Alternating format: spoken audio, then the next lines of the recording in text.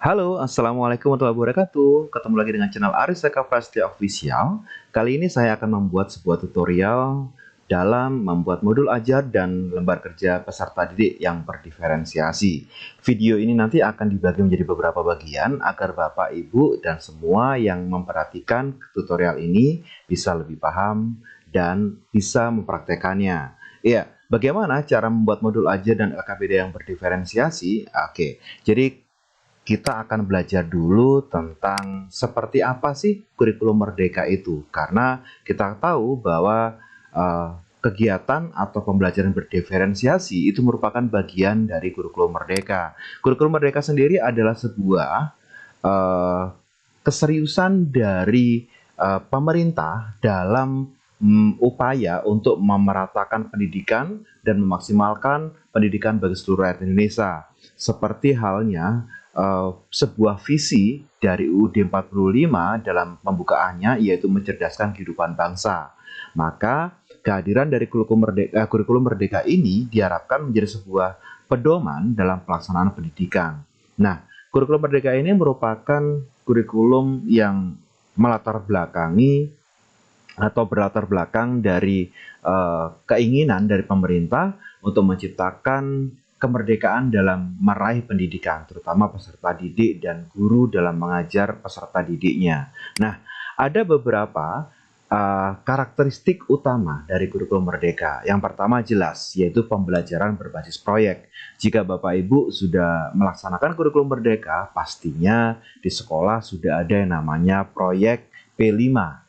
Kemudian juga kurikulum merdeka ini fokus pada materi yang esensial atau yang penting bagi perkembangan peserta didik. Dan tentunya di kurikulum merdeka ini ada fleksibilitas bagi guru dalam memberikan pengajaran.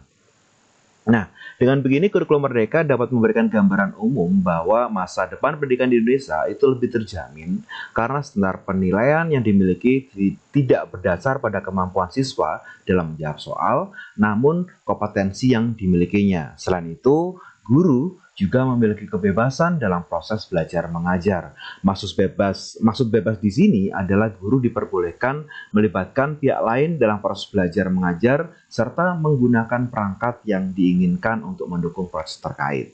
Nah, sekarang kita akan berbicara tentang filsafat yang dibawa oleh Ki Hajar Dewantara.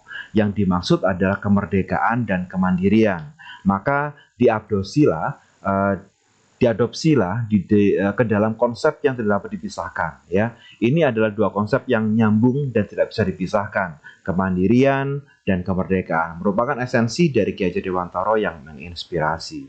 Nah, maka pada prinsipnya penerapan how and why, bagaimana dan mengapa dalam kegiatan pembelajaran menggunakan kurikulum merdeka akan memberikan pemikiran yang luas dan berkembang bagi peserta didik. Nah, sekarang setelah Bapak Ibu memahami tentang sedikit tentang kurikulum merdeka, sekarang kita akan belajar tentang apa itu pembelajaran yang berdiferensiasi. Nah, jika kita belajar tentang pembelajaran berdiferensiasi, sebenarnya sejak dulu Bapak Ibu sudah mempraktekannya, karena kita tidak bisa mengajar siswa itu semua sama, ya. Jadi ada siswa yang karakternya adalah visual, ada yang kinestetik, juga ada yang menggunakan audio, ya, seperti itu. Nah, jadi pembelajaran berdiferensiasi ini adalah serangkaian keputusan masuk akal yang dirancang guru dengan berorientasi pada kebutuhan murid dengan tujuan memaksimalkan masing-masing potensi murid dalam lingkup yang diberikan. Nah, secara ciri-cirinya pembelajaran berdiferensiasi ini merupakan menekankan kualitas daripada kuantitas. Itu yang pertama. Kemudian ciri-ciri yang lain yaitu berakar pada asesmen, berorientasi pada murid atau peserta didik, campuran pembelajaran individu dan klasikal, bersifat hidup, menyediakan berbagai pendekatan dan strategi, juga lingkungan belajar, dan tentunya bersifat proaktif. Nah, setelah kita mengetahui tentang ciri-ciri dari pembelajaran berdiferensiasi, sekarang kita akan melihat prinsip pembelajaran berdiferensiasi. Prinsip pembelajaran berdiferensiasi yang tentunya yaitu adanya asesmen berkelanjutan. Kemudian pengajaran yang responsif, tidak hanya satu arah, tapi juga ada timbal balik antara guru dan siswa, dan tentu merespon kebutuhan belajar siswa. Kepemimpinan dan rutinitas kelas, juga ada lingkungan belajar dan kurikulum yang berkualitas. Itu merupakan prinsip pembelajaran yang berdiferensiasi. Nah, bagaimana cara untuk memetakan kebutuhan murid atau peserta didik? Jadi dalam setiap siswa itu memiliki minat yang berbeda, memiliki kesiapan belajar dan gaya belajar berbeda, serta profil belajar seperti apa. Nah, maka dari keberagaman peserta didik inilah kita mendapatkan masukan untuk berupaya membuat sebuah pembelajaran berdasarkan minat siswa, berdasarkan gaya belajar siswa, dan tentunya kita nanti akan bisa mengatur alur atau siklus dalam pembelajaran berdiferensiasi. Baik, sekarang kita akan belajar memahami tentang siklus proses diferensiasi pembelajaran. Jadi yang pertama itu ada kurikulum memiliki tujuan pembelajaran. Nah, dalam tujuan pembelajaran ini tentunya ada asesmen diagnostik, ya, yaitu untuk cara menilainya, dan juga ada kesiapan minat profil belajar siswa. Nah, dari tiga elemen ini, kurikulum, asesmen, dan siswa ini, maka kita bisa mengarah kepada konten atau cakupan materi yang akan diajarkan dan bagaimana proses merancang pembelajarannya. Nah, setelah itu kita berupaya untuk melakukan asesmen atau membentuk produk, dan tentunya terakhir adalah evaluasi. Nah, siklus inilah Bapak Ibu yang nantinya akan kita coba untuk mendesain sebuah LKPD. Tentunya membuat modul belajar, dan di dalamnya ada LKPD, di mana nanti kita akan berupaya untuk memahami tujuan pembelajaran dari setiap mapel seperti apa, kemudian bagaimana kita akan mengasesmen diagnostik, ya, dan kesiapan siswa nanti diwujudkan dalam bentuk konten dan proses yang nanti mengarah kepada evaluasi pada akhirnya. Nah, itu yang akan kita laksanakan. Nah, apa saja kesiapan atau readiness atau kesiapan belajar murid, ya. Jadi kita berupaya untuk mengetahui kesiapan dari siswa, yaitu kapasitas untuk mempelajari materi baru, dan ini sifatnya adalah bergantung, ya. Jadi tiap anak pasti akan berbeda-beda. Inilah Bapak Ibu kita dalam membuat sebuah rencana pembelajaran, entah itu modul pembelajaran, entah itu prosesnya, kita harus mengetahui kesiapan belajar siswa kita. Maka untuk mengetahui kapasitas dalam mempelajari materi baru, dan tentunya bahan kesiapan belajar ini untuk memodifikasi tingkat kesulitan pada bahan pembelajaran, sehingga dipastikan murid terpenuhi kebutuhan belajarnya. Jadi kita nggak bisa yang namanya memaksakan siswa harus memahami ini, tapi ternyata siswa kita nggak sampai ke sana kesiapan belajarnya. Maka kita bisa mengolah pembelajaran atau mendesain pembelajaran kita dalam hal kesulitan bahan pembelajarannya sesuai dengan kemampuan siswa yang kita hadapi. Nah, disitulah itu yang pertama, yaitu kesiapan belajar. Nah, contoh Bapak Ibu, ya, ini ya contoh akan saya tunjukkan. Contoh pemetaan kebutuhan belajar berdasarkan kesiapan belajar murid atau readiness. Nah, Ibu Lucy akan mengajar pelajaran matematika. Tujuan pembelajaran ia tetapkan adalah murid dapat menyajikan dan menyelesaikan masalah yang berkaitan dengan keliling bangun datar. Ia kemudian membuat pemetaan kebutuhan belajar dan memberikan penugasan seperti contoh berikut, ya. Jadi tujuan pembelajaran atau kurikulumnya, murid nanti diharapkan dapat menyajikan dan menyelesaikan masalah yang berkaitan dengan keliling bangun datar. Bagaimana cara Bu Lucy ini untuk memetakan kebutuhan belajar siswa? Nah, seperti ini Bapak Ibu. Jadi kesiapan belajar atau readiness ini, yang pertama, jika beberapa murid telah memahami konsep keliling, dapat melakukan operasi hitung dasar, maka ini yang paling murid yang paling hebat, ya. Dalam artian dia kalau telah bisa memahami konsep keliling, pasti dapat melakukan operasi hitung dasar. Maka murid diminta untuk mengerjakan soal-soal tantangan yang mengaplikasikan konsep keliling dalam kehidupan sehari-hari. Murid akan diminta untuk bekerja secara mandiri dan saling memeriksa pekerjaan masing-masing. Itu tingkatan yang pertama yang anaknya hebat ya. Kemudian jika beberapa murid telah memahami konsep keliling namun belum lancar dalam melakukan operasi hitung dasar. Nah, maka di sini Bu Lucy memberikan tugas murid menggunakan bantuan benda-benda konkret untuk menghitung keliling bangun datar. Misalnya menggunakan lidi atau sedotan ya. Jika mengalami kesulitan, murid diminta menerapkan strategi 3 before me. Bertanya kepada 3 teman sebelum bertanya langsung kepada guru. Guru akan sesekali datang ke kelompok ini untuk memastikan tidak ada miskonsepsi. Ya, itu. Jadi kita sudah mengetahui ya, kalau muridnya pintar, maka yang dilakukan tugasnya seperti ini. Jika muridnya agak sedang gitu ya, sudah memahami konsep keliling tapi belum lancar, maka dilakukan tugas yang seperti ini. Jadi itu tingkat kesulitannya itu kita harus memahami Bapak Ibu ya. Jadi itu ciri atau mungkin karakteristik ya dari pembelajaran berdiferensiasi. Nah, jika kita menghadapi murid yang ini, beberapa murid belum memahami konsep keliling, maka apa yang dilakukan sama Bu Lucy? Jadi Bu Lucy nanti memberikan tugas, murid akan mendapatkan pembelajaran eksplisit tentang konsep keliling. Guru akan memberikan scaffolding ya, yang lebih banyak dalam proses ini. Ya, jadi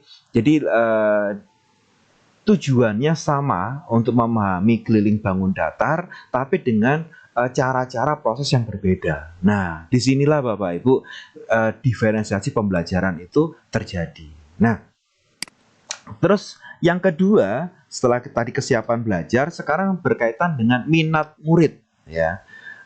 Jadi ini saya ngambil dari tulisan Tomlinson ya dari tahun 2001. Satu motivator penting bagi murid untuk dapat terlibat aktif dalam proses pembelajaran ya, itu adalah minat murid. Apa sih tujuannya kok kita harus mengetahui minat dari siswa kita? Jadi membantu murid menyadari bahwa ada kecocokan antara sekolah dan keinginan mereka sendiri untuk belajar. Itu ya tujuan yang pertama. Yang kedua, menunjukkan keterhubungan antara semua pembelajaran. Jadi nanti antara misalkan saya guru sejarah ya, kemudian dengan sosiologi apakah ada hubungannya? Ada. Nah, maka di situ kita bisa menunjukkan keterhubungan antara semua pembelajaran. Menggunakan keterampilan atau ide yang familiar bagi murid sebagai jembatan untuk mempelajari ide atau keterampilan yang kurang familiar atau baru bagi mereka. Jadi jika kita mengetahui minat murid ini Bapak Ibu, kita bisa membuat jembatan ya, jembatan apa yang mindsetnya siswa dengan apa yang kita ajarkan itu bisa nyambung gitu loh. Jadi kita harus mendesain pembelajaran di mana kalau kita ngajar dengan konsep atau minat siswa itu cocok seperti itu. Nah, ini memang guru diminta untuk cerdas atau bisa bisa mengolah ya pembelajarannya semenarik mungkin seperti itu. Dan yang terakhir adalah meningkatkan motivasi murid untuk belajar. Nah, ini Bapak Ibu ya. Jadi sekarang ini kita tahu bahwa gangguan atau mungkin hambatan utama seorang guru dalam mengajar itu tentunya adalah perkembangan teknologi yang tidak diimbangi dengan pengawasan dan penggunaan yang benar. Terus kemudian mereka lebih condong menggunakan teknologi atau HP atau Android atau mungkin sosial media itu untuk hal-hal yang berkaitan dengan kesukaan mereka. Nah, kenapa kita tidak berupaya untuk memasukkan pembelajaran ke dalam kesukaan mereka tersebut? Misalkan bikin game berbasis Android itu untuk pembelajaran, akhirnya siswa bisa mengutak-atik game tadi dengan tantangan dan sebagainya, atau membuat tugas berhubungan dengan sosial media dan sebagainya. Nah, itu Bapak Ibu, jadi kita bisa memahami ya minat siswa ya. Jadi yang pertama tadi kesiapan belajar, yang kedua adalah minat siswa atau minat murid. Nah, ini Bapak Ibu contoh pemetaan kebutuhan belajar berdasarkan minat ya. Ini sekarang tadi ada contohnya Bu Lucy, sekarang contohnya Bu Zainab. Bu Zainab ingin mengajarkan murid-muridnya keterampilan membuat tulisan teks prosedur. Ia kemudian melihat pada catatan yang dimilikinya. ia menemukan bahwa di kelasnya sudah dilakukan pemetaan ya Bapak Ibu ya. 8 orang murid sangat menyukai kegiatan olahraga. 6 orang yang menyukai hal-hal berkaitan dengan sains. Ada 4 orang senang membuat prakarya dan 2 orang senang memasak. Setelah selesai mendiskusikan tentang apa dan bagaimana membuat tulisan berbentuk prosedur, Bu Zainab lalu meminta murid berlatih membuat sendiri tulisan berbentuk prosedur tersebut. Setiap murid diperbolehkan untuk menulis dengan topik sesuai dengan minat mereka. Nah ini ya, jadi kita nggak bisa memaksakan prosedurnya harus tentang sains. Jadi langkah-langkahnya seperti ini, prosedur langkah yang pertama, kedua, yang ketiga. Nah kalau dia minatnya di memasak, kan boleh juga. Yang penting adalah inti dari materinya adalah tentang menulis, keterampilan membuat tulisan teks prosedur. Dia mau membuat tentang tulisan olahraga, prosedur misalkan cara untuk melakukan passing bawah. Pertama-tama, kan sama juga prosedurnya. Sains, bagaimana cara mencampur asam dan basa. Nah, itu langkah-langkahnya kan juga ada, kan juga prosedur juga. Prakarya, bagaimana membuat lukisan. Nah, jadi Bapak Ibu sudah paham ya di sini ya, why and how.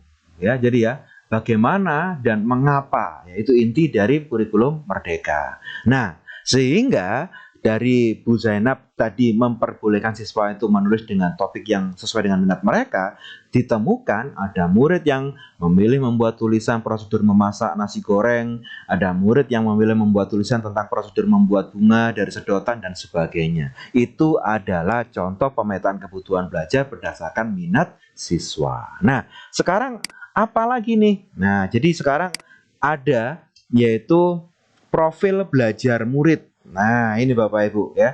Jadi kalau kita sudah tahu tadi ada kesiapan belajar, ada minat, yang sekarang adalah profil belajar murid, yaitu apa gaya belajarnya. Ya, saya ngambil tulisan Tomlinson ya dalam Hotcat tahun 2018. Profil belajar murid ini merupakan pendekatan yang disukai murid untuk belajar yang dipengaruhi oleh gaya berpikir, kecerdasan, budaya, latar belakang, jenis kelamin, dan lain-lain. Tujuannya apa sih? Untuk memberikan kesempatan kepada murid untuk belajar secara natural dan efisien. Faktornya apa yang mempengaruhi pembelajaran seseorang? Jadi menurut Tomlinson itu ada lingkungan, ya, misalkan suhu ruangan, tingkat aktivitas, tingkat kebisingan, jumlah cahaya, ya. Kemudian juga ada faktor yang kedua yaitu budaya. Santai, terstruktur, pendiam, ekspresif, personal, impersonal, ya, itu adalah budaya. Kemudian gaya belajar. Nah, yang sering nanti akan kita berikan contoh yang ini Bapak Ibu, yang gaya belajar ya. Kalau kita ngambil contoh semuanya nanti panjang ya, diklatnya nanti panjang ya. Jadi kita nanti akan saya berikan contoh tentang gaya belajar ya, visual, auditori, kinestetik ya. Terus kemudian juga ada multiple intelligence ya, yaitu tentang kecerdasan majemuk. Nah, bagaimana contohnya? Memetakan kebutuhan belajar murid berdasarkan profil belajarnya ya. Jadi tadi kita sudah tahu kalau siswa itu memiliki karakter-karakter yang profilnya gaya belajar berbeda-beda, maka sekarang kita ambil contoh. Memetakan kebutuhan belajar murid berdasarkan profil belajarnya. Contoh sekarang saya ngambil nama Pak Herman ya. Pak Herman akan mengajar pelajaran IPA dengan tujuan pembelajaran yaitu agar murid dapat mendemonstrasikan pemahaman mereka tentang habitat makhluk hidup.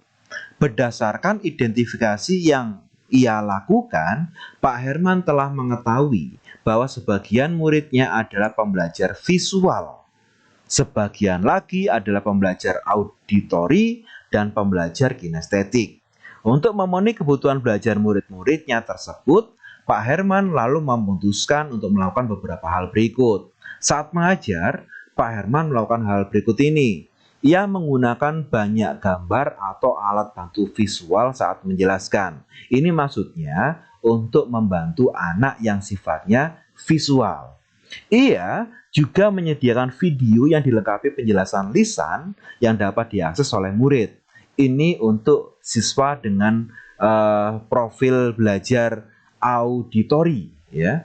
Pak Herman juga membuat beberapa sudut belajar atau display yang ditempel di tempat-tempat berbeda untuk memberikan kesempatan murid bergerak saat mengakses informasi. Ini bagi siswa dengan profil belajar yang kinestetik. Nah, saat memberikan tugas, Pak Herman memperbolehkan murid-muridnya memilih cara mendemonstrasikan pemahaman mereka tentang habitat makhluk hidup. Murid boleh menunjukkan pemahaman dalam bentuk gambar, rekaman wawancara, maupun performance atau role play. Ya itu Bapak Ibu ya. Jadi dari gaya belajar yang sifatnya auditori atau visual atau kinestetik, maka kita juga bisa memfasilitasi mereka. Nah, bagaimana kalau itu misalkan dimasukkan dalam LKPD? Wah, ini sudah mulai ini ya. Bagaimana bikin modul ajarnya? Nah, maka di diklat ini nanti kita akan membahas tentang itu, Bapak Ibu. Nah, ini beberapa contoh cara mengidentifikasi atau memetakan kebutuhan belajar murid ya. Jadi yang pertama bisa dengan cara mengamati perilaku murid, mengidentifikasi pengetahuan awalnya, mereview dan melakukan refleksi terhadap praktek pembelajaran.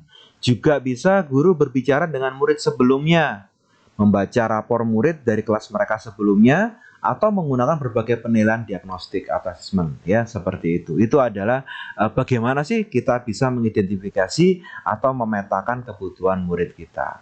Nah, ini Bapak Ibu, strategi mendiferensiasi pembelajaran. Nah, ya. Jadi setelah tadi Bapak Ibu di awal memahami tentang kurikulum merdeka dan bagaimana pembelajaran berdiferensiasi, terus apa saja diferensiasi tersebut ya, mulai kesiapan belajar, kemudian minat siswa, sampai dengan profil belajar atau gaya belajar. Maka sekarang ada cara atau strategi mendiferensiasi pembelajaran ya. Jadi ada 3 Bapak Ibu, yaitu yang pertama adalah diferensiasi konten, yang kedua diferensiasi proses, yang ketiga diferensiasi produk. Apa itu ya? Kita akan membahas dalam video selanjutnya. Jangan kemana-mana, masih di channel Aris Eka Prasetya Official. Kita ketemu di video selanjutnya.